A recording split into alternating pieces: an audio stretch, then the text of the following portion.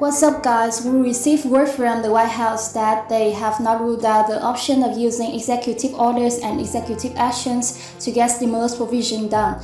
And this is your stimulus package update, stimulus check update, and breaking news update. Now, right off the bat, let me know your thoughts in the comments down below. Should the president step up and do executive orders and executive actions to get things through, as we have not been able to do so through legislation? Should they do it for stimulus checks? We heard about a fourth $2,000 check never came to fruition. Now we're hearing about gas stimulus checks. We've got 4 bills on the table. Also, child tax credits came to an end, student loan forgiveness, and wiping out debt. We had heard that the campaign of the Biden administration was run on that when he was running up for election. So what about some of the other provisions that people would like to see, like unemployment benefits, or any of this is going to get done in this midterm election year through executive order and executive action? We've heard that it's a little bit of a gray area. However, he cannot issue new funds, but he can reallocate existing funds. And we've heard that there's over $800 billion left over from previous stimulus packages, which is enough for a fourth and a fifth stimulus check. Well, as I mentioned to you, we recently heard from the White House they have not ruled this out. Can executive actions save Democrats in these midterm elections? Well, they might help, but they probably won't be enough. A lot of people saying too little, too late. Expect the red wave on the way, and we're going to be seeing a Republican Congress. Now, this just came out last month with legislation languishing, as I mentioned, unable to get things done, and midterms approaching. Democratic lawmakers are pressuring Biden to issue executive orders, get things done, bypass Congress and legislation. Just put in the orders. Biden has not ruled out canceling student loan debt. Broadly using executive action, the White House has confirmed. So as I mentioned to you, as we get closer to these elections, it's very likely we're going to be hearing a whole lot more about legislation to provide stimulus provisions and also executive orders, executive actions to get things done. So that way, Democrats who are currently in power can convince voters to keep them in power and vote for them to stay in their positions.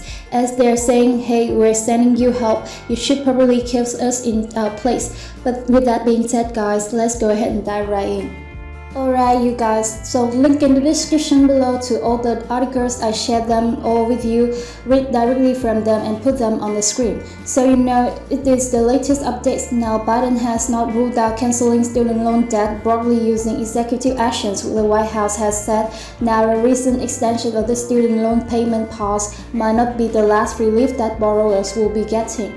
On Wednesday, President Biden extended the pause on student loan payments with waived interest through August 31st. This is the fourth time that he has done so, and he said in this announcement that borrowers should use the time to prepare to resume their repayments. And while broad student loan forgiveness was not mentioned, Jen Psaki of the White House, the press secretary, made it clear that it is not off the table. He has not ruled out, but I don't have any updates on that.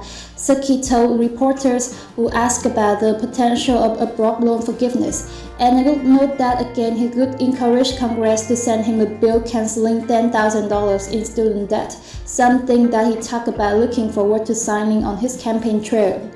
Saying let's go ahead and do it through Congress, through legislation like we're supposed to. We don't want to do executive orders and actions, but if we have to, we will. Psaki also noted earlier in the briefing that the administration will continue to assess whether payments should be paused beyond August 31st. So they're saying if we're still in the midst of this pandemic, they might even extend this out further.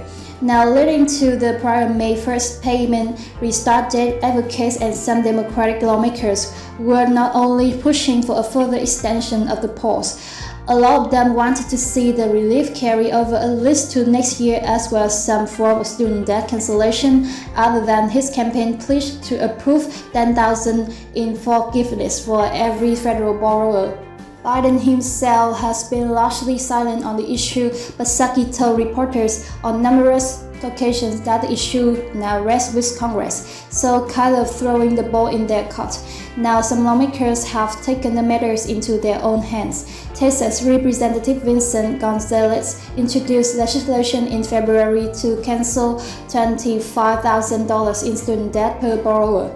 And while he told Insider that he thinks that amount could have potential to get bipartisan support, he also said that filing this bill is partly to call the attention to the administration that there's a promise that you haven't fulfilled yet, and we expect you to do it. Holding his feet to the fire is saying that the Biden administration campaign was run on canceling some student loan debt.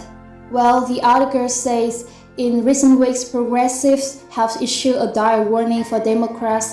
If President Joe Biden doesn't try to get more done by executive action, they argue voters won't turn out because they'll feel like the party has not delivered for them. I've been sharing with you polls of what voters are saying about the Biden administration's performance in the president, and it's not looking good. We will see now if the president does pursue and start to govern decisively using executive action and other tools at his disposal. I think we're going to be in the game, AOC to New York Magazine in an interview this week, but if we decide to just sit back for the rest of the year and not change people's lives, I do think we're going to be in trouble.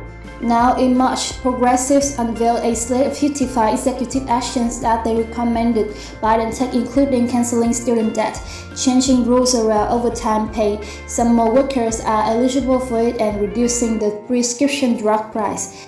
When it comes to mobilization, progressives are correct. Democrats need to do more to energize their base after a party failed to pass the expansion social spending legislation and voting rights protection that they promised to advance in 2020. And as you know, that social spending bill is known as the Build Back Better reconciliation bill, which is back on the table. Now, given the narrow majority in the Senate and the impasses that they have faced there, it's possible executive actions might be the only route the Democrats now have to be certain for some sort of policy change. So we will see you guys. We're coming up on the midterm elections and they're saying there's pressure for him to get this done because legislation is not coming through. So you guys, executive orders, executive actions for stimulus provisions, canceling student debt, child tax credit, we will see, man. I think that this could come if we have no resolve to some form of bill or legislation in Congress. So I'll be sure to keep you guys up to date here on the channel and let you know what's unfolding as this information rolls out. And like I said, things are likely going to be ramping up. We're gonna be hearing more and more, seeing more bills come out as we get closer to those elections, and I'll keep you up to date on every piece as it rolls out. And with that being said, you guys, thank you so much for joining me if you made it this far.